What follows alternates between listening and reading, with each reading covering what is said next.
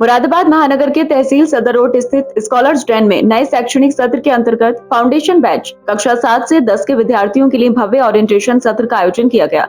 कार्यक्रम में छात्रों एवं अभिभावकों की उत्साहपूर्ण उपस्थिति देखने को मिली, जिससे पूरे वातावरण में सकारात्मक ऊर्जा बनी रही। कार्यक्रम के दौरान वीटी सर ने विद्यार्थियों को संबोधित करते हुए वर्तमान समय में सोशल मीडिया, मोबाइल फोन और रील्स की बढ़ती लत पर चिंता व्यक्त की। उन्होंने कहा कि अत्यधिक स्क्रीन टाइम छात्रों की एकाग्रता, समय प्रबंधन और मानसिक स्वास्थ्य पर प्रतिकूल प्रभाव डालता है। उन्होंने अभिभावकों से अपील की कि वे बच्चों को अनावश्यक मोबाइल उपयोग से दूर रखते हुए उन्हें रचनात्मक और उपयोगी गतिविधियों की ओर प्रेरित करें।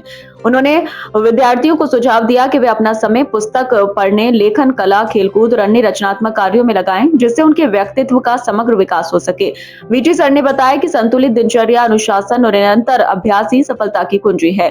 कार्यक्रम में स्कॉलर्स डेन के पूर्व छात्रों, अलुमनस के अभिभावकों ने भी अपने अनुभव साझा किए। लवनीत शिवा के पिता तथा पर्व जैन और पुष्प जैन के माता पिता ने बताया कि संस्थान का अनुशासित वातावरण, सही मार्गदर्शन और नियमित शैक्षणिक सहयोग छात्रों को अपने लक्ष्य तक पहुंचाने में अहम भूमिका निभाता है। इस अवसर पर एक विशेष प्रश्नोत्तर सत्र भी आयोजित किया गया, जिसमें छात्रों और अभिभावकों ने बढ़ चढ़ कर भाग लिया। उन्होंने अपनी जिज्ञासाएं रखी, जिनका विशेषज्ञों द्वारा समाधान किया गया। इस सत्र ने विद्यार्थियों को अपने अध्ययन और करियर से जुड़े कई महत्वपूर्ण पहलुओं को समझने में मदद की। वीटी सर ने विद्यार्थियों को प्रभावी रिवीजन, तकनीकों, पढ़ाई और पर्याप्त नींद के बीच संतुलन बनाए रखने तथा सभी विषयों को समान महत्व देने के व्यावहारिक उपाय बताए। उन्होंने कहा कि एक सुव्यवस्थित टाइम टेबल और नियमित अभ्यास से ही विद्यार्थी अपने लक्ष्यों को आसानी से प्राप्त कर सकते हैं। कार्यक्रम के अंत में वीटी सर ने सभी अभिभावकों का आभार व्यक्त करते हुए कहा कि सही दिशा, अनुशासित दिनचर्या और निरंतर परिश्रम से हर छात्र सफलता की ऊंचाइयों तक पहुंच सकता है। यह ओरिएंटेशन सत्र छात्रों और अभिभावकों दोनों के लिए अत्यंत प्रेरणादायक एवं मार्गदर्शक साबित हुआ, जिससे आगामी शैक्षणिक सत्र के लिए सभी में नई ऊर्जा और उत्साह का संचार हुआ। 5 बजे उठ रहे हैं बिना किसी के कहे हुए, इतने सेल्फ मोटिवेटेड हैं कि संडे के दिन भी यहाँ पे स्टडी रूम में आ रहे हैं।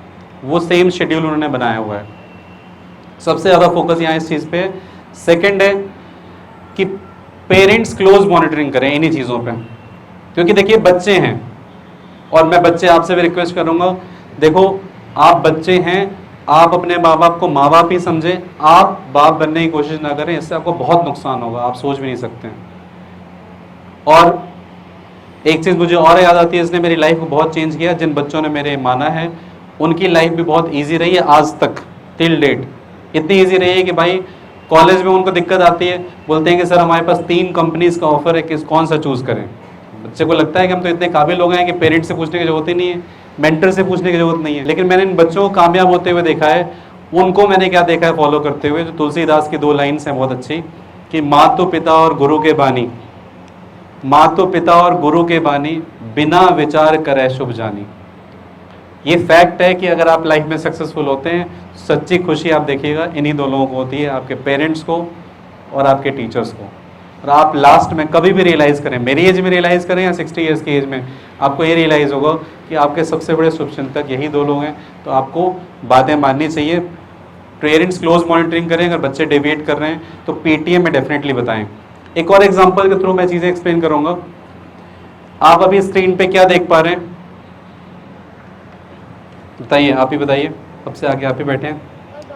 एक डॉट देख पा रहे हैं, इनका आंसर एक डॉट है। ज़्यादातर लोग यही आंसर करेंगे कि उन्हें एक डॉट दिख रहा है, जबकि हकीकत ये है कि एक काफ़ी बड़ी स्क्रीन जो ऑलमोस्ट 8 बाई 6 के डायमेंशन की, 8 फीट बाई 6 फीट के डायमेंशन की, उसमें इतना सारा वाइट स्पेस है। उस वाइट स्पेस के बीच में एक सर्कुलर डॉट बना हुआ है, जो कि डायमेंशन उसकी काफ़ी कम होगी। यही इंटरप्रिटेशन जनरली हमारा चीज़ों को लेके होता है। हम हमेशा बिग पिक्चर को मिस कर देते हैं। कैसे?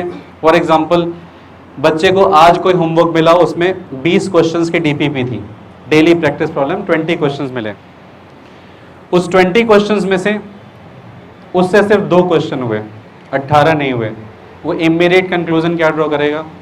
पापा मुझसे नहीं हो रहा, मुझे अब एसडी नहीं जाना। आप तुरंत उस पिक्चर से अफेक्ट हो जाएंगे, क्योंकि हम लार्जर पिक्चर नहीं देख पा रहे हैं। लार्जर पिक्चर ये है कि 20 में से उससे 2 क्वेश्चन हो रहे हैं, 18 क्वेश्चन उससे नहीं हुए, उसने अटेम्प्ट किया है। Over a period of time next 6 month शायद हो सकता है वो 20 में से 2 क्वेश्चन से वो 20 में से 10 पे भी आ जाएगा। एंड जो एक कॉम्पिटिटिव एग्जाम जिनके मैं बात में कह रहा हूँ, जिस लेवल की हम फाउंडेशन बच्चे के बिल्ड कर रहे हैं, उसमें एक एग्जाम तो ऐसा है जेईई एडवांस, जिसमें मात्र 30% स्कोर करने वाला बच्चा भी आईआईटी चला जाता है। मात्र 30% स्कोर करने वाला 360 में 108 नंबर सेफ माना जाता है। दूसरे एक्सट्रीम पे भी अगर मैं एग्जाम ले रहा हूँ नीट का, जो कि स्कोरिंग एग्जाम है 720 का, तो उसमें भी आप समझिए कि 70% नंबर 70% नंबर लाने वाला बच्चा भी ठीक ठाक जगह पहुंच जाता है। तो दिक्कत ये होती है कि हम लार्जर पिक्चर नहीं देखते हैं। बच्चे के यहाँ पे टेस्ट में कम नंबर आ रहे हैं, हम सिंपलिस्टिक पिक्चर क्या ड्रॉ करते हैं, मार्क्स नहीं आ रहा है तो सबसे पहले कंक्लूजन हमें क्या लगता है, टीचर अच्छा नहीं पढ़ा रहे हैं। दूसरा कंक्लूजन हम क्या सोच सकते हैं कि मेरा बच्चा तो पढ़ने में बहुत अच्छा था, यहाँ पे नंबर कम आ रहे हैं, इसका मतलब क्या हुआ कि यहीं पे पढ़ाई ठीक नहीं हो रही है, बच्चा तो हमारा अच्छा था। ये सब सिंपलिस्टिक कंक्लूजन है, हम पूरा पिक्चर नहीं देख पाते हैं। जबकि सच्चाई क्या हो सकती है, सच्चाई ये हो सकती है कि भाई बच्चे को बचपन से आदत पड़ी हुई है कि क्लास में ही उसे बता दिया गया, टीचर द्वारा, मैम ने बता दिया कि बेटा ये 10 क्वेश्चन देख के जाओ, इसी में से आएगा एग्जाम में। अब बच्चे को आदत पड़ी हुई है कि यार क्लास में बता दिया गया 10 क्वेश्चन इसी में से आएगा, बच्चे ने वो किया, एग्जाम में गया, बहुत अच्छा स्कोर किया। यहाँ पे हम कोशिश क्या करते हैं, हम कोशिश ये करते हैं कि जो हम क्लास में पढ़ा रहे हैं, जो क्वेश्चंस करा रहे हैं, वो क्वेश्चन एज इट इज उसको जो डीपीपी या पैकेज दिया गया है उसमें ना हो, डिफरेंट हो। उसकी एबिलिटी डेवलप हो रही है, उसके अंदर की बुद्धिमत्ता डेवलप हो रही है, उसका एप्लीकेशन डेवलप हो रहा है, और जो प्रैक्टिस करने के लिए घर पे दिया जा रहा है उसमें से as it is question exam में नहीं हो। आप समझने की कोशिश करिएगा, हमने जो क्लास में कराया एज इट इज दे दिया, बच्चा कर ही लेगा, उसकी अपनी क्या डेवलपमेंट हुई, कुछ भी नहीं। यही वजह है कि यहाँ मैंने ऐसे एग्जाम्पल्स देखे हैं जहाँ बच्चा स्कूल में थ्रू आउट पहली क्लास से लेकर 10th तक टॉप कर रहा है, फर्स्ट रैंक ला रहा है, और छोटा मोटा कॉम्पिटिटिव एग्जाम भी क्रैक नहीं कर पाया। तो हमें उस सिचुएशन को अवॉइड करना है, तो ये समझना है कि यहाँ जो पढ़ाई हो रही है उसका लार्जर पिक्चर देखना है। कभी भी डाउट है तो आप टीचर से आके डिस्कस करिए, क्योंकि हमें बच्चों के अंदर 2-3 क्वालिटीज डेवलप करनी है। एक फाइट बैक स्पिरिट, जिसे रेजिलियंस कहते हैं, कि आज नंबर कम आए कोई बात नहीं, लड़ना है, देखना है कहाँ कमी है। अदरवाइज आप सोचिए आज के जनरेशन में जो काफ़ी सुनने में आता है, बच्चे डिप्रेशन में जा रहे हैं, बच्चों के अंदर एंग्जाइटी आ रही है। कई बार तो क्लास में मैं खुद कहता हूँ कि भाई तुम लोग अंदर एंग्जाइटी स्ट्रेस कहाँ से आता है भाई, कौन सा तुमको कम्मों की शादी करानी है कि लड़के वाले दहेज में BMW मांग रहे हैं, ऐसी कौन सी चिंता है भाई। मम्मी पापा ने सारा इंतजाम किया हुआ है, खाने पीने रहने का सारा इंतजाम है, कहीं भी दिक्कत होती है तुरंत पेरेंट्स खड़े हैं आपके लिए, इलाज कराने के लिए, किसी भी चीज़ के लिए। तो आपको एक ही काम करना है, वो है पढ़ाई करनी है। अच्छा जो बच्चे यहाँ बैठे हैं, बताओ भाई किसी को काम मिला हुआ है कि रोज़ जाके सब्जी लेके आना है, वैसे भी अब तो ब्लिंकिट आ गया है, सब्जी लाने की जरूरत नहीं है। कोई ऐसा बच्चा है जिसको घर का काम मिला है, सुबह उठ के झाड़ू पोछा करना है, एनीवन? कोई ऐसा बच्चा है जिसको गर्ल्स में जिसको ड्यूटी मिली कि रोज़ घर पे पहुँच के खाना बनाना है? नहीं। आप उस जनरेशन में जी रहे हैं जहाँ पे ये सारी बाउंडेशन नहीं है। आपको एक ही काम करना है, वो है पढ़ाई, जो कि दुनिया का सबसे इंजॉयबल काम है। प्रूफ नंबर 1, अगर ये दुनिया का सबसे इंजॉयबल काम नहीं होता तो मैं वॉरेन बफे के बारे में बता रहा हूँ। बर्कशायर हैथवे जो है उसके ओनर हैं, और अभी कुछ समय पहले तक वर्ल्ड के रिचेस्ट पर्सन थे, एलन मस्क से भी ऊपर। उनका ये कहना है कि वो डेली अपने बिजी शेड्यूल में से 2 घंटे टाइम निकालते हैं बुक्स पढ़ने के लिए। ऐसा ही कहना माइक्रोसॉफ्ट के CEO सत्या नडेला का भी है। उनका ये कहना है कि रिसेंटली उन्होंने बुक पढ़ी थी कुछ साल पहले, माइंडसेट, जिसमें उन्हें इतने पॉइंट्स मिले, और उसमें से एक पॉइंट है जो आप लोग के भी काफ़ी काम का है। उस बुक को पढ़ने के बाद उन्होंने माइक्रोसॉफ्ट का वर्क कल्चर चेंज किया, जिसकी वजह से कंपनी काफ़ी प्रॉफिट में आ गई। उसमें से एक पॉइंट आप लोग के भी काम का है, क्योंकि पेरेंट्स अक्सर मुझसे पूछने आते हैं कि सर हमारे बच्चे का 5 मिनट 10 मिनट इंटरव्यू लेके बता दीजिए कि IIT या एम्स जाने वाला मटेरियल है या नहीं है। उस बुक में क्या लिखा है, जिस बुक को पढ़ के सत्या नडेला ने अपनी कंपनी को चेंज किया, उसमें लिखा है कि रिसर्च इस बात को बैक करता है कि IQ, intelligence and capabilities fixed नहीं होती हैं, टाइम के साथ चेंज करती हैं।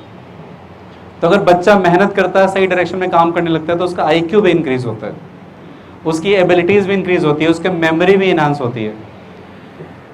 तो ये सिंपलिस्टिक पिक्चर हमें नहीं लेना है कि इंस्टीट्यूट अटेंशन नहीं दे रहा है इसलिए मार्क्स डाउन जा रहे हैं। हो सकता है बच्चे के लिए बिल्कुल नया पैटर्न है कि जो क्लास में पढ़ाया जा रहा है वो डिफरेंट है जो एग्जाम में आ रहा है उससे, क्योंकि हम बच्चे को चाह रहे हैं कि वो सोचना शुरू करे। और आइंस्टीन ने बहुत अच्छा कहा है एजुकेशन की definition, education is not the learning of facts, it is the training of mind to think. तो हमारे यहाँ टीचर्स की टीम जो है, सभी रिस्पेक्टेड टीचर्स यहाँ बैठे हैं फाउंडेशन विंग के। हमारी कोशिश यही होती है कि बच्चे खुद से सोचना शुरू करें, और वो लॉन्ग टर्म में काफ़ी फ़ायदा देता है। वो तब हो पाएगा जब बच्चों को हम टेक से दूर रखें, टेक्नोलॉजी से, स्क्रीन टाइम से दूर रखें, तभी बच्चों के पास इतना टाइम होगा। जैसे एक बच्चे से मैं कल पूछ रहा था, बहुत सिंपल सी चीज़, आपने भी नोटिस किया होगा, जाड़े के टाइम में जब गाड़ी चला रहे हैं तो कई बार ऐसा होता है कि शीशे बंद होते हैं, तो सामने वाला जो विंडशील्ड है उस पर फॉग जम जाता है, गाड़ी चलाने में दिक्कत आती है।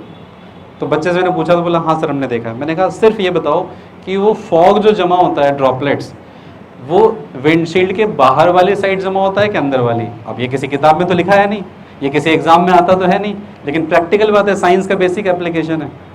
तो बच्चा काफ़ी देर तक सोचता रहा, बता नहीं पाया, क्योंकि बच्चे वो चीज़ें बता पाते हैं जो एग्जाम में आती हैं। जबकि एक्चुअली एजुकेशन का पर्पज़ क्या है आप समझिए, कि बच्चा साइंस को डे टू डे लाइफ में अप्लाई कर पाए। और एक और मैं आपको स्टार्टलिंग फैक्ट बता रहा हूँ, जब मेरी दोस्तों से बात होती है जो सिंगापुर में रह रहे हैं, यूरोप में रह रहे हैं, यूएस में, तो वो कहते हैं वहाँ पे मोस्टली 10th क्लास तक एग्जामलेस सिस्टम है, एग्ज़ाम ही नहीं है। अब देखिए डिफरेंस क्या है, एग्ज़ाम में जो आता है बच्चा सिर्फ वही पढ़ रहा है, जबकि पढ़ाई का मेन पर्पज़ क्या है कि बच्चा सीख पाए, चीज़ों को अप्लाई कर पाए।